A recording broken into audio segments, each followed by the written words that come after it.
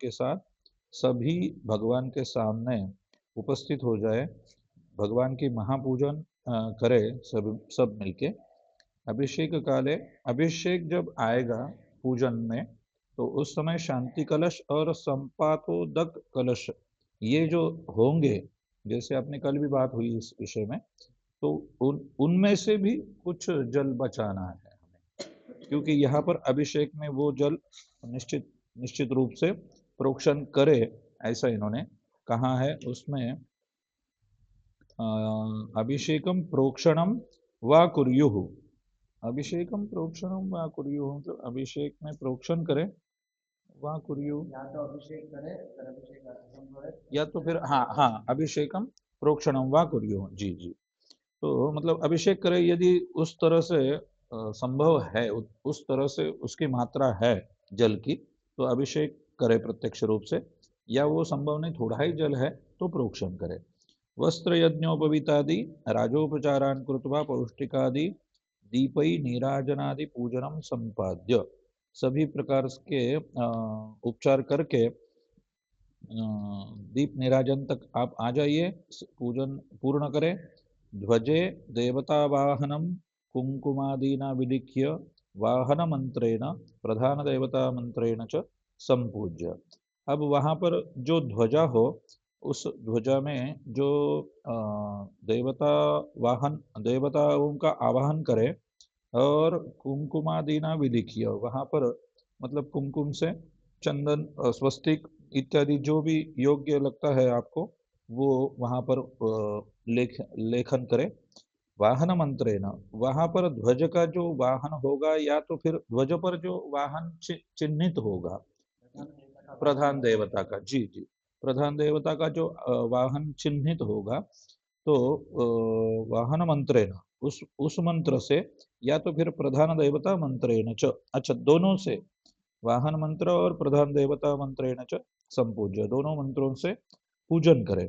और वहां पर ये विशेष रूप से न्यासादि जो उद्धृत है, ओम प्रस्फुर प्रस्फुर हुम फट हृदयाय नमः, ओम घोर घोरतर हुम फट शिरसे स्वाहा, ओम तनुरूप हुम फट शिखायै वषट, ओम चट चट प्रचट प्रचट हुम फट कवचाय हुम, ओम कह कह वम वम घातय घातय हुम फट अस्त्राय फट इति पंचांगानि विन्यस्य।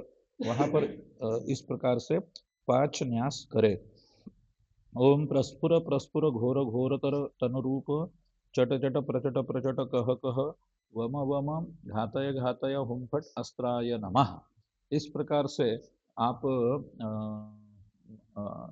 अस्त्राय नमः, शायद अस्त्र मुद्रा दिखाना है, मुद्रा तो नहीं है वैसे भी, अस्त्राय नमः कहना ही है, केवल कहना ही है, बोलना ही है, अस्त्राय नमः।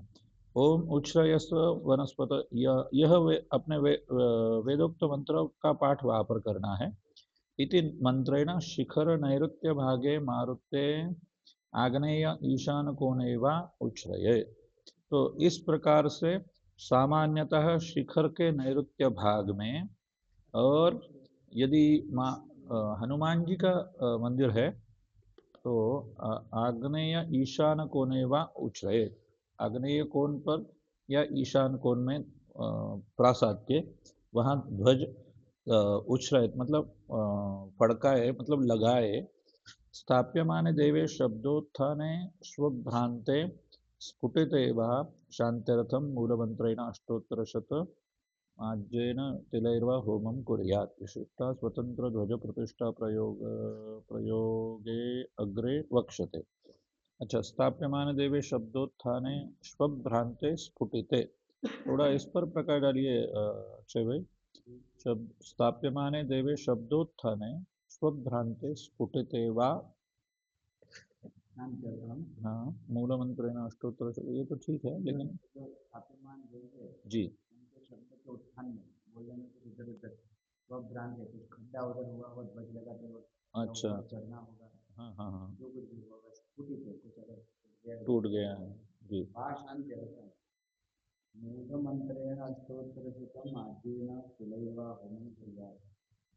अच्छा, तो इस प्रयोग के प्रायश्चित्त के रूप में वो करना है ऐसा अच्छा, हाँ हाँ हाँ विचार हाँ हाँ।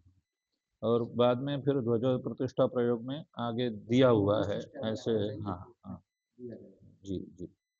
ततो देव प्रार्थना, ध्वज की स्थापन के बाद में फिर भगवान की आप प्रार्थना कर लीजिए। तो यहाँ पर देव प्रार्थना है, जिसको थोड़ा हम विचार करेंगे, बोलने का भी प्रयास करेंगे। ओम लोकानुग्रह हेत्वर्थम स्थिरो भव सुखाय नः।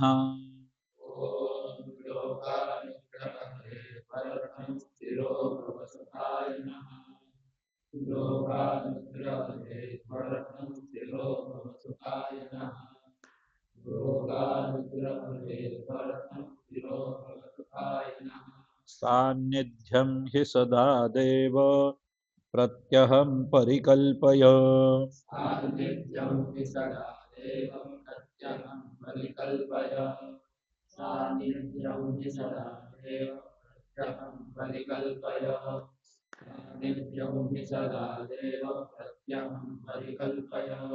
मा भूत् पूजा विरामोऽस्मिन् यजमानः समृध्यताम्।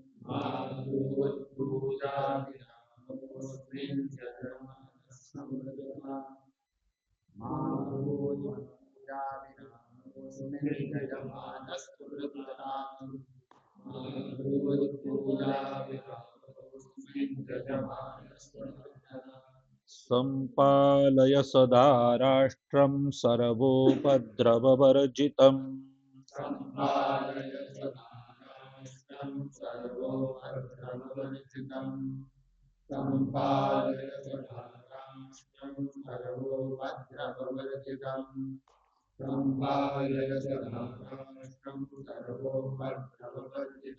क्षेमेण वृद्धिमतुलमक्षय्यं सुखमश्नुताम्।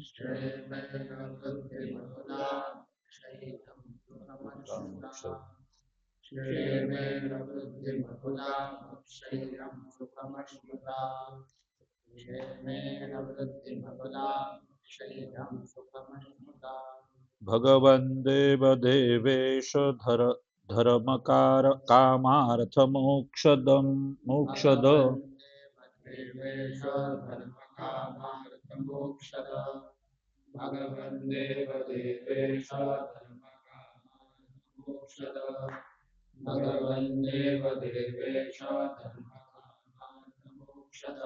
विद्या विद्येश्वरैरुद्र गणेशैर्लोकपालकैः।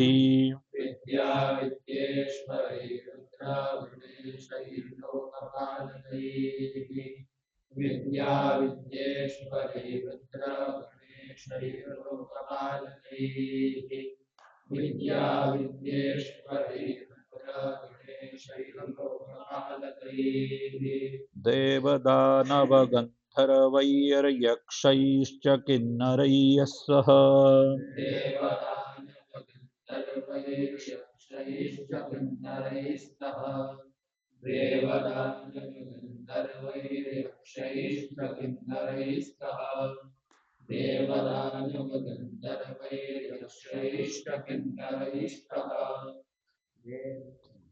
अस्मिन् बिम्बे महादेव सर्वदा वस वै प्रभो।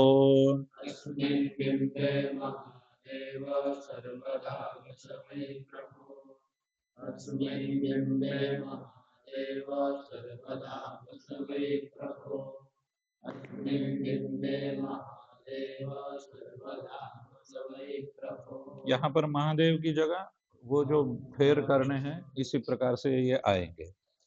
पुंसामनुग्रहार्थाय पृथिवी स्वेच्छया प्रभो।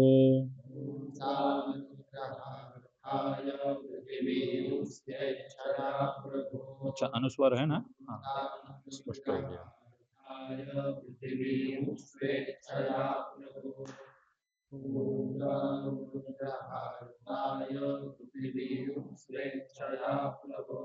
परावरेण भावेन स्थातव्यं सर्वदा त्वया।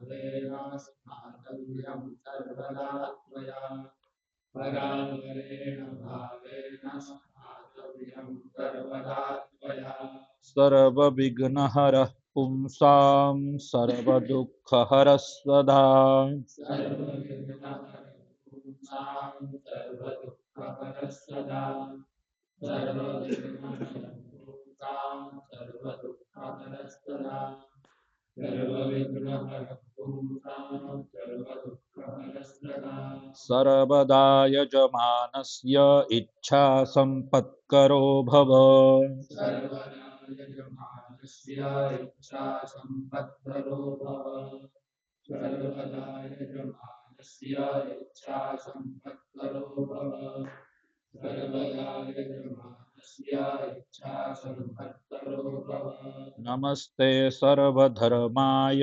सन्तोषविजितात्मने नमस्ते सर्वधर्माय सन्तोषविजितात्मने नमस्ते सर्वधर्माय सन्तोषविजितात्मने नमस्ते सर्वधर्माय सन्तोषविजितात्मने ज्ञानविज्ञानतृप्ताय ब्रह्मतेजोभिशालिने ज्ञानविज्ञानतृप्ताय ब्रह्मतेजोभिशालिने ज्ञानविज्ञानतृप्ताय ब्रह्मतेजोभिशालिने ज्ञानविज्ञानतृप्ताय ब्रह्मतेजोभिशालिने नमस्ते शुद्धदेहाय पुरुषाय महात्मने नमस्ते शुद्धदेहाय पुरुषाय महात्मने नमस्ते शुद्धदेहाय पुरुषाय महात्मने नमस्ते शुद्धदेहाय पुरुषाय महात्मने स्थापकानां च भूतानां शिल्पिनां वर्णिनां तथा स्थापनानां च भूतानां शिल्पिनां वर्णनां तथा स्थापकानां च भूतानां शिल्पिनां वर्णनां तथा स्थापकानां च भूतानां शिल्पिनां वर्णनां तथा ग्रामदेशनृपाणां च शान्तिर्भवतु सर्वदा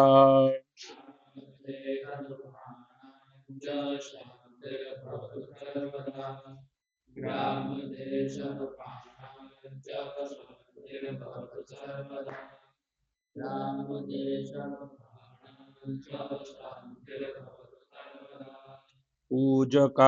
पूजकाराधकानां च भक्तानां भक्तवत्सल पूजाकाराधकानां च भक्तानां भक्तवत्सल पूजाकाराधकानां पूजकाराधकानां च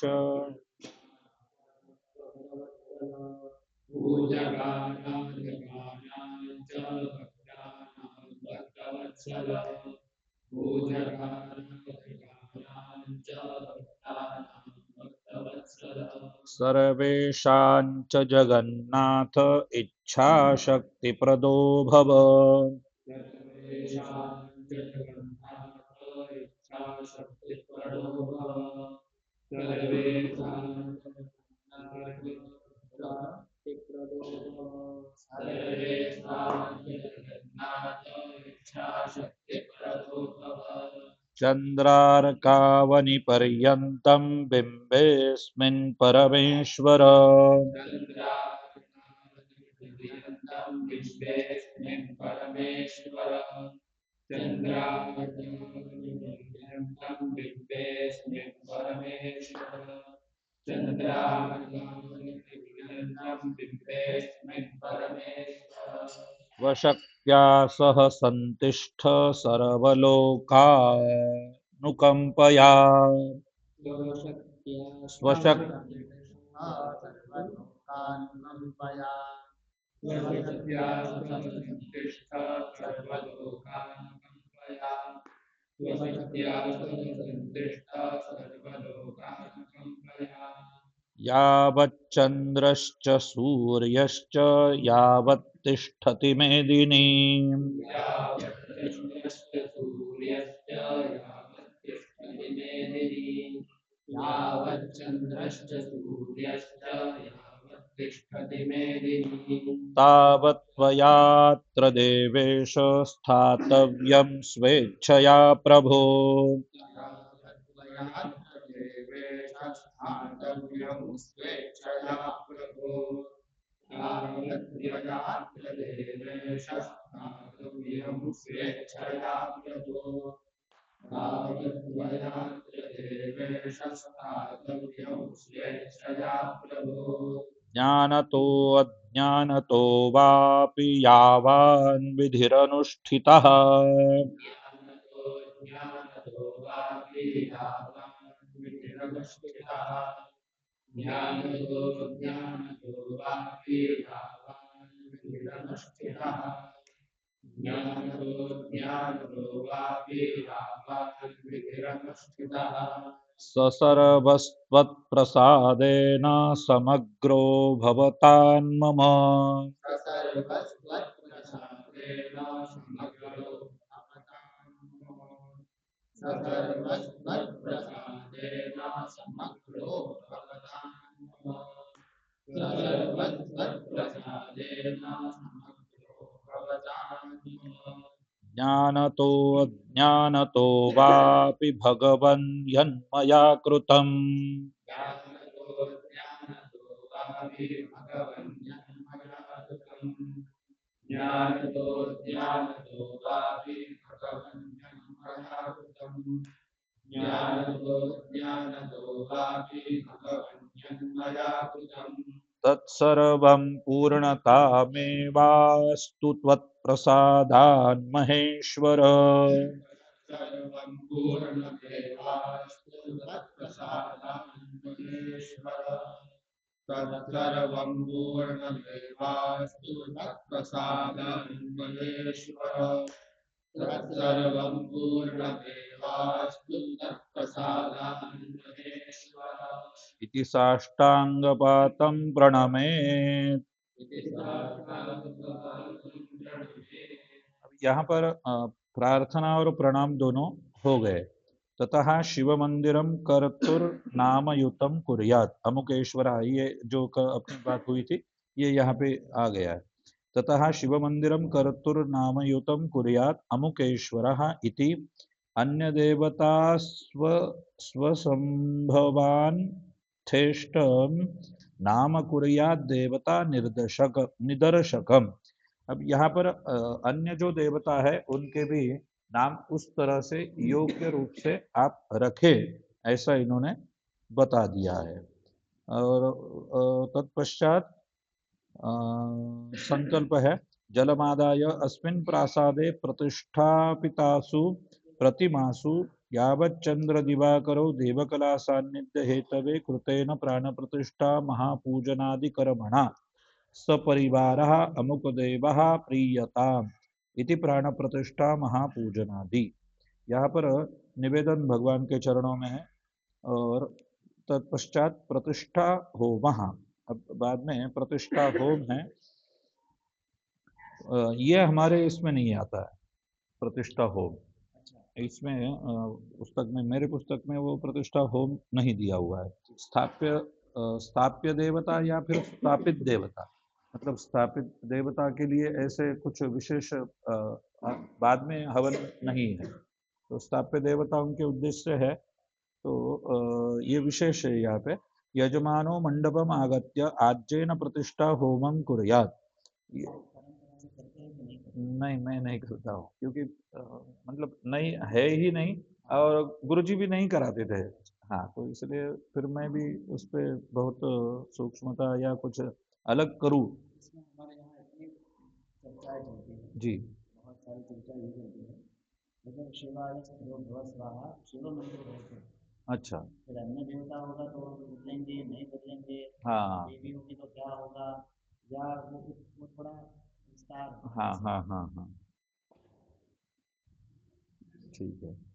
कोई कोई आचार्य थोड़ा विस्तार ऐसे कर देते हैं कि शिव परिवार है तो सभी भाई शिवाय स्थिरो भव गणेशाय स्थिरो भव हनुमते स्थिरो भव अच्छा। देवी स्थिरो भव करके पूरा। लेकिन उसमें चर्चा है वो अनादिकाल से चालू है, जब हाँ, तक हम जहाँ जाते हैं वहाँ पर होता है। होता ही है। और अच्छा। कुछ विद्वानों का ऐसा मंत्र मतलब ये है, हाँ, शिव शब्द यहाँ पर कल्याणकारी। है, हाँ, तो कोई भी देव हो आहुति यही रहेगी। अच्छा, सही है। लेकिन ऐसा एक विशेष लिखा है, हम्म, अन्य प्रतिष्ठा तो चिकीर्षित उभेन विष्णवे स्थिरो भव इत्यादि विद्या कार्याः। हाँ, मतलब अन्य प्रतिष्ठा जो होती है तो वह उस समय विष्णवे स्थिरोभव से आरंभ करी है, मतलब वो भी उन्होंने बोल दिया है। ठीक है। अच्छा, एक बार बोल बोल दूंगा सब, एक बार, एक ही बार आप सब बोलिए। यजमानो मंडपमागत्य आज्येन प्रतिष्ठा होमं कुर्यात्। ओम शिवाय स्थिरो भव स्वाहा। ओम शिवाय अप्रमेयो भव स्वाहा। ओम शिवाय अनादिबोधो भव स्वाहा। ओम शिवाय नित्यो भव स्वाहा। ओम शिवाय सर्वगो भव स्वाहा। ओम शिवाय अविनाशो भव, अविनाशो है कि शी है? हाँ, अविनाशो भव स्वाहा। ओम शिवाय अक्लमो भव स्वाहा।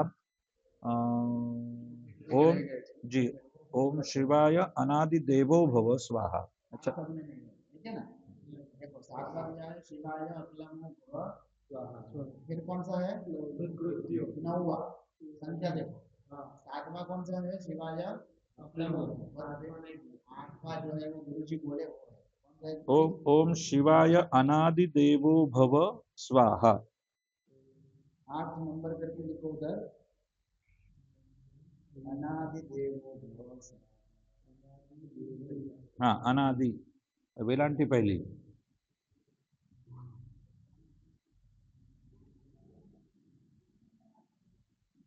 इस पुस्तक में है जी, हमारे इसमें नहीं दिया। अच्छा, नहीं दिया है। हाँ, तो उसका थोड़ा उन्होंने कह दिया है 7वीं आहुति के बाद में, पुत्र चिदाहुति द्वयम अधिकम निर्दिष्टम।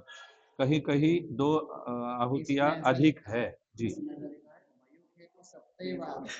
अच्छा, वाक्य सिर्फ अलग करके लिख दिया। हाँ, वो भी आगे आगे लिखा है, मयुखे तो सप्तैव आहुतयः। ठीक है, लिख लिया। 8वीं आहुति, 9वीं लिखी है। हाँ, शिवाय कृत्यो भव स्वाहा है। ठीक है, तो उसके बाद में लिखा है मयुखे तो सप्तैव आहुतयः। शिव शब्दोल्लेखा शिव प्रतिष्ठायाम आवश्यकः। अन्य प्रतिष्ठासु चिकीर्षित चिकीर्षितश्चेद उहेन विष्णवे स्थिरो भव। मतलब वो स्पष्ट कर दिया है उन्होंने कि भाई यहाँ पर शिव शब्दोल्लेख जो है शिव प्रतिष्ठा है, तो वहाँ आवश्यक है अन्य प्रतिष्ठा के लिए विष्णवे स्थिरो भव।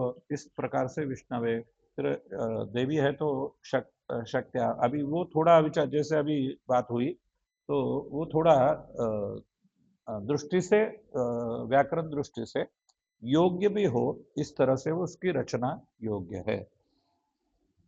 तो इत्यादि रीत्या कार्यः। तत्पश्चात है ऋग्वेदीना आज्य होमः।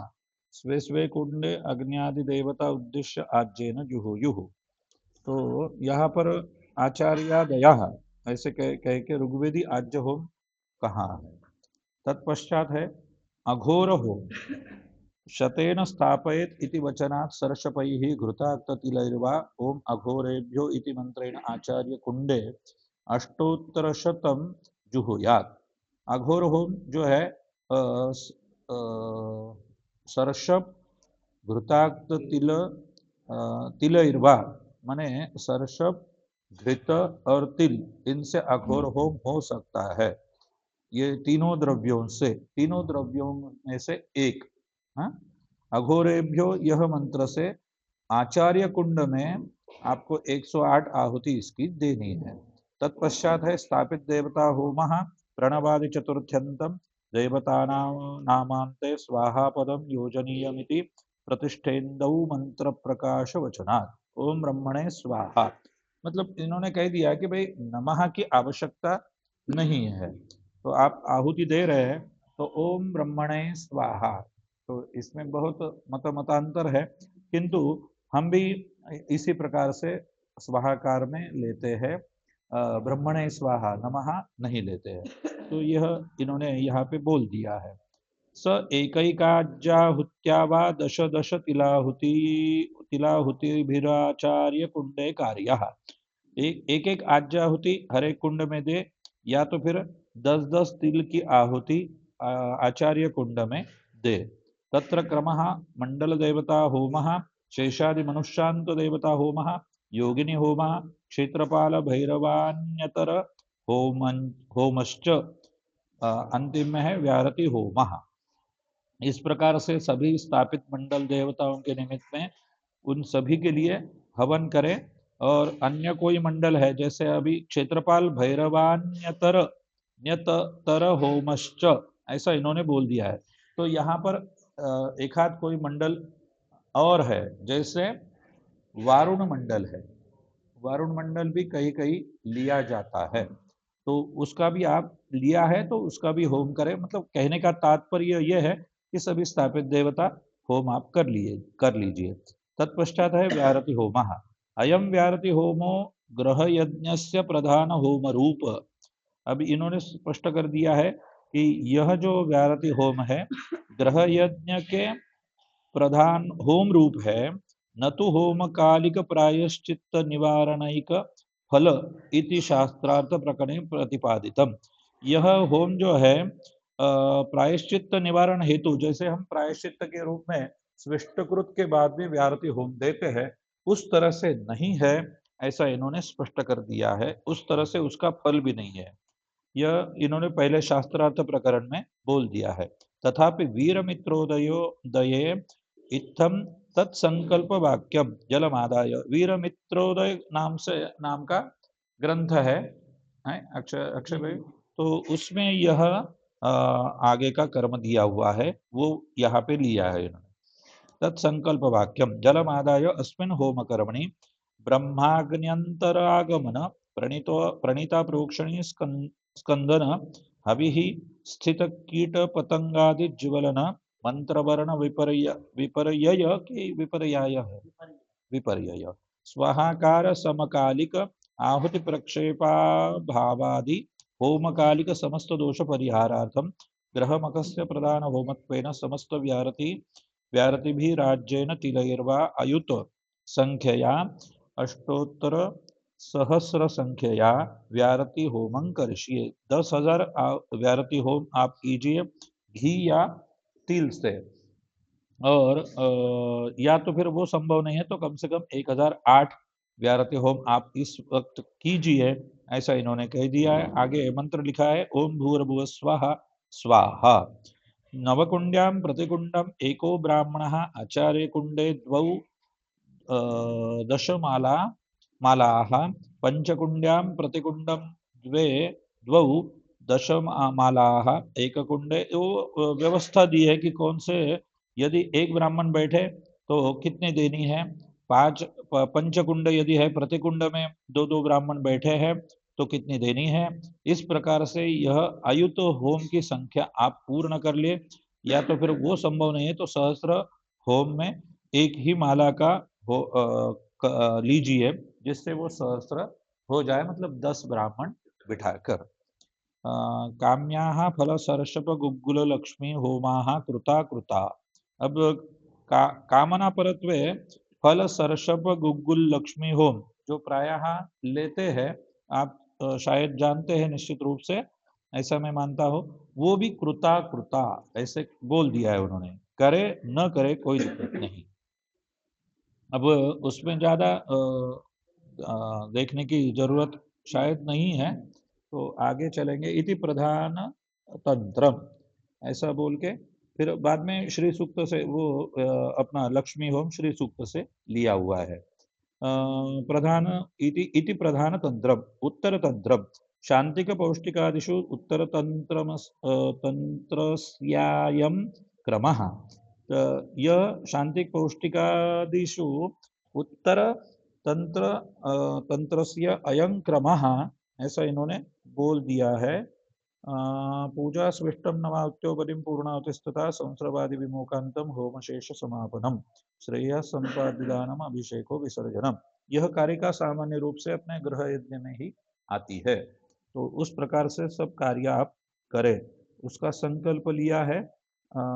जलमादाय समस्त भक्त जन ग्राम जन देश जन कल्याणाय मम च सकुटुंबस्य श्रेयसे कृतस्य सग्रहमख सप्रासाद दिनत्रय साध्य स्वपरिवार अमुक अमुक देवताचल प्रतिष्ठा कर्मणः सांगता सिद्ध्यर्थम रूढ़ाग्नेः स्थापित देवतानांच उत्तर पूजनं करिष्ये। अब यहाँ पर उत्तर पूजन से कार्य इन्होंने आरंभ कर दिया है जो प्रकृतिवत है। तत्पश्चात है स्विष्टकृत हो नवाहुतयः पूर्वं प्रतिदिनं स्विष्टकृत होमः कृतश्चेत् तृतीय पूर्णाहुति दिने कृत होमावशिष्ट द्रव्यादाहुतिद्वय द्वय पर्याप्तम तत्तद् हविः द्विवारमाज्यञ्च स्विष्टकृत होमार्थम शुचि प्रक्षिपेत्। यहाँ पर प्रतिदिन, अभी इसके पहले प्रतिदिन यदि आप स्विष्टकृत नहीं किए हैं, मतलब इनका कहना है कि भाई आप रोज के रोज स्विष्टकृत दे, ऐसा कहना इनका है। और यदि वह नहीं किया है तो तृतीय दिन में पूर्णाहुति दिन है, मतलब अंतिम दिन में कृत होमावशिष्ट द्रव्य, जो होम करने के बाद में बचा हुआ जो द्रव्य है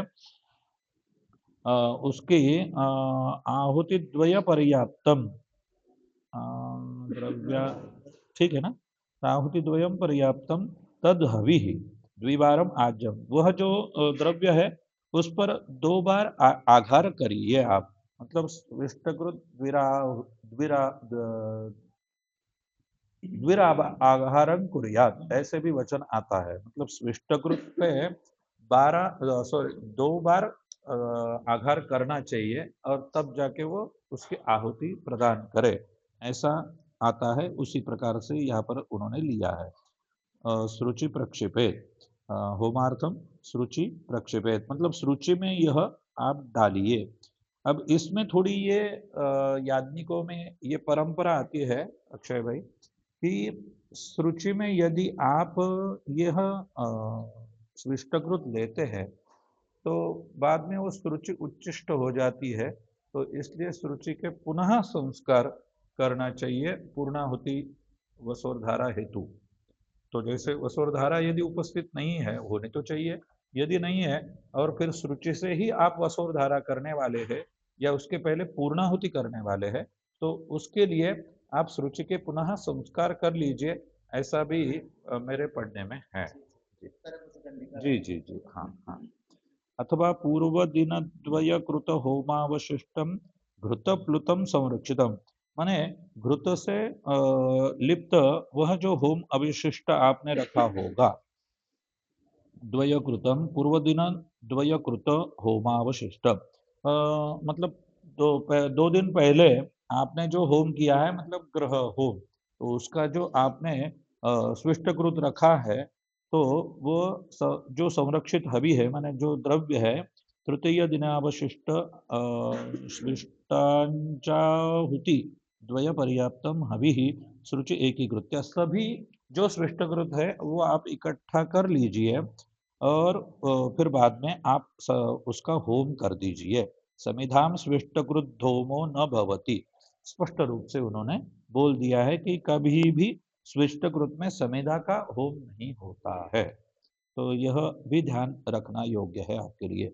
आचार्य कुंडे यजमान आचार्यो वा ब्रह्मा चोपविशेत, आचार्य कुंड में यजमान स्वयं आचार्य या ब्रह्मा बैठे।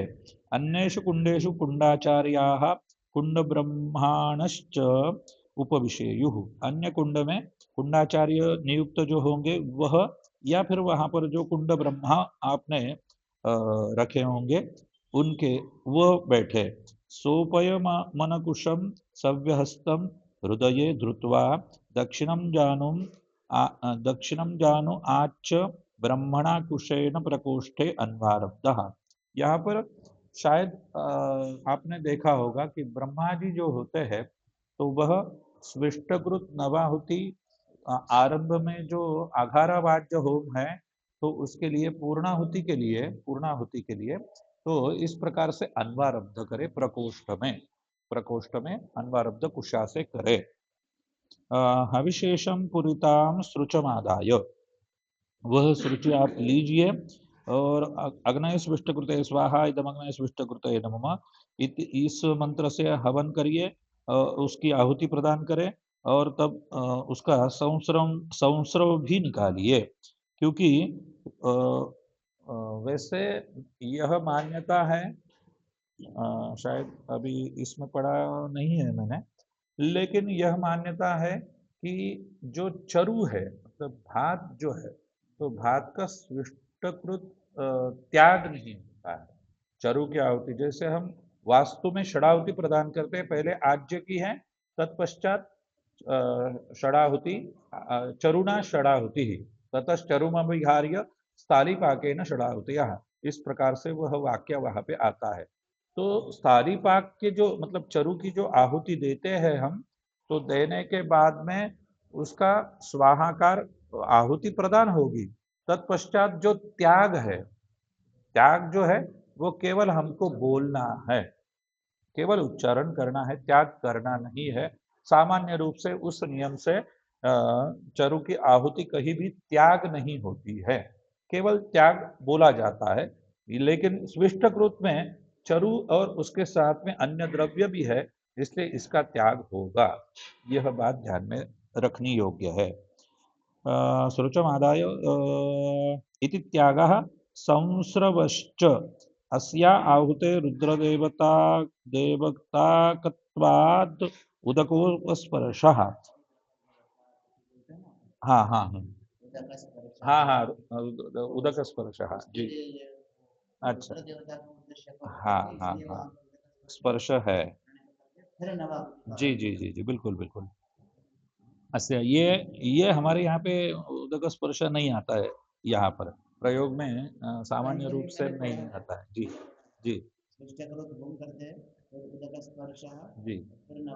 वैसे देखा जाए तो योग्य है, हाँ हाँ योग्य है, लेकिन हमारे यहाँ पे नहीं है ये परंपरा। ततः श्रुवेण आज्येन नवाहुतिर्जुहुयात्, श्रुवा से आज्य की नवाहुति प्रदान करे, उसका त्याग भी होगा। नवाहुति सामान्य रूप से है और जो आप भी निश्चित रूप से जानते हैं। तत्पश्चात बलिदानम प्रतिकुंडम दशदिक्षु आचार्य कुंडस्य दशदिक्षु मंडपस्यान जी।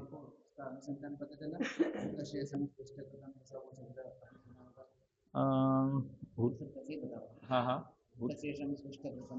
हाँ हाँ हाँ दक्ष को जब श्राप मिला था शिव जी को, हाँ हाँ हाँ कि आपको प्रधान आहुति नहीं देगी, लेकिन जो बाकी का जो भी होगा वो सब शिव को रुद्र को प्राप्त है। अच्छा वो उसका अनुसंधान है। अच्छा, और इसीलिए उदक स्पर्शा भी है।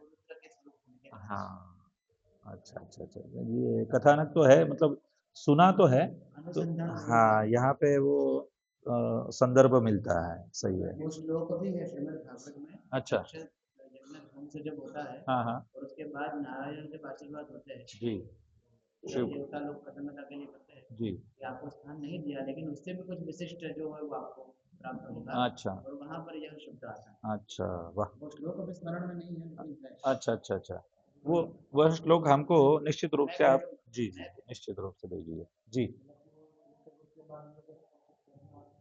हाँ आवश्यक है। उसमें लिखा ही है कि त्यागः संप्रवश्च अस्याहुते रुद्रदेवता तत्स्वात् उदकोपस्पर्शः। उपस्पर्श करो या उदकस्पर्श करो, वो अनुकूलता है। जी जी, तो यह विशेष रूप से ध्यान में रखें। और फिर तत्पश्चात नवाहुति जो है वो आज्ञा से होगी, और उस समय भी ब्रह्मा जी अन्वारब्ध करेंगे। अब अच्छा, इसमें ओम प्रजापतये स्वाहा इदम प्रजापतये नमः, यह जो मंत्र है इसमें थोड़ा चर्चा हुई थी। तो अक्षय भाई ये जो है मतलब जो हम आरंभ की जो आघारा वाद्य में जो मनसा आती है, केवल वह आहुति मन में बोलनी है, इसका प्रमाण नहीं मिलता है। हाँ तो मतलब ये आहुति और त्याग दोनों उच्च स्वर में बोलने से कोई दिक्कत नहीं है। अच्छा हाँ कुछ ना कुछ है क्योंकि इसका प्रमाण नहीं मिलता है, तो वो मान के उसको वो मालूम होगा, तो इसीलिए वो जोर से बोलता है।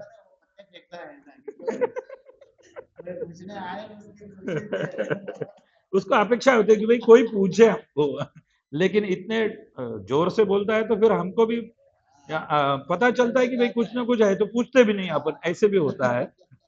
लेकिन इसका प्रमाण नहीं मिलता है उपांशु का, तो इसलिए शास्त्र जी ने दिया है। एक परंपरा भी उसी प्रकार की है कि ये आहुति अंतिम वाली उपांशु बोलते हैं।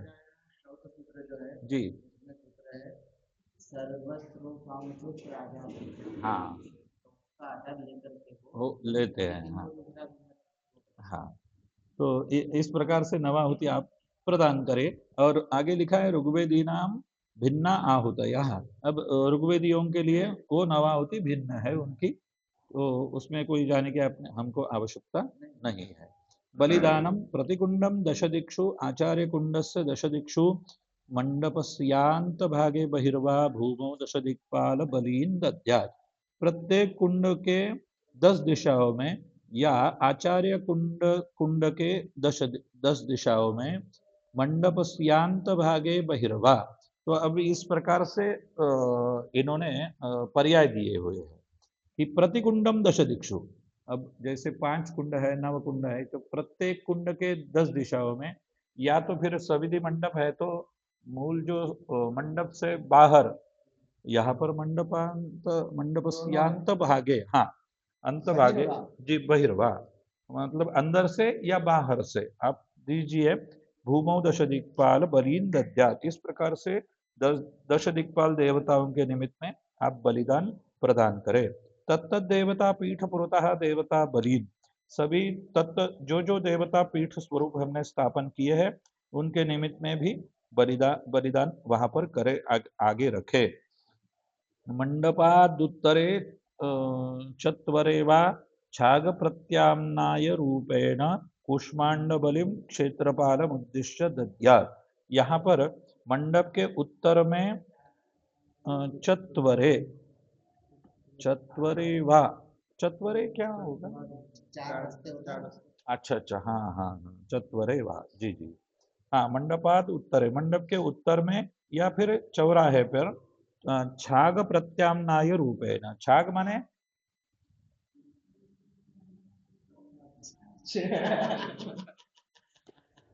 छाग बलि, ऐसा शब्द प्रयोग भी आता है। छाग माने क्या?